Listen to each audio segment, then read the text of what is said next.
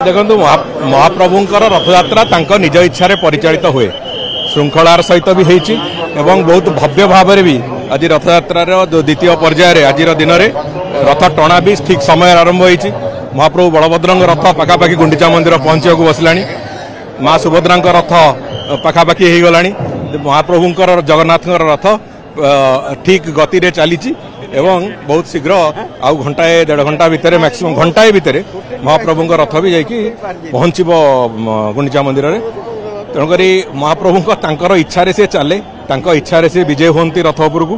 तेणुक से भाव में गतकाली से विजय होते गतकाली गोटे पूरा प्रचंड भिड़ थिला जेहेतु भक्त मान गोटे बड़ समागम होता 3 दिन धरिकी छुट्टी पड़ी से सब दृष्टि को देखु से दृष्टि ये कथा होता से जेहेतु महाप्रभु बलभद्र रथ में किसी निर्दिष्ट मोड़ पड़ी पड़ी चलला से समय टी अधिका लगे जहाँफल महाप्रभु जगन्नाथ रथ अल्प बाट विधि मुताबक टणा होगी रखाला एवं आज से रथर टाणीबार प्रक्रिया आरंभ होती सुरुखुरी चली।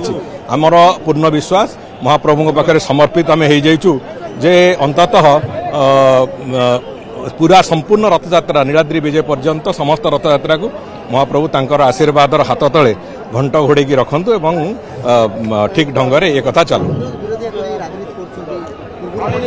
देखो जे कुछित राजनीति करने को चाहिए तांकू सबुआडे हलदिया हलदिया देखा तेणुक जंडिस होता लोक को जो मानू से जदि महाप्रभु लीला राजनीतिर विषय वस्तु लगुच ताले मोर किसी कहबार ना।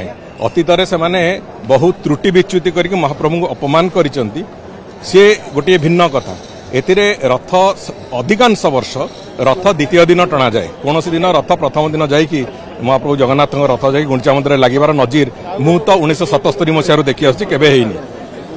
तेणुक ये जो कथा करिसेंती भक्त मान भितर से निजे हली हली आगू जाती धीरे धीरे गढ़ती से कथा सबुबले हेई आछि। एटा होची भक्तंकर आ भगवानकर एक संपर्कर कथा ताकू नहीं जे राजनीति करछंती तार परिणाम भी से माने आज नहले काली भी भोग करिवे।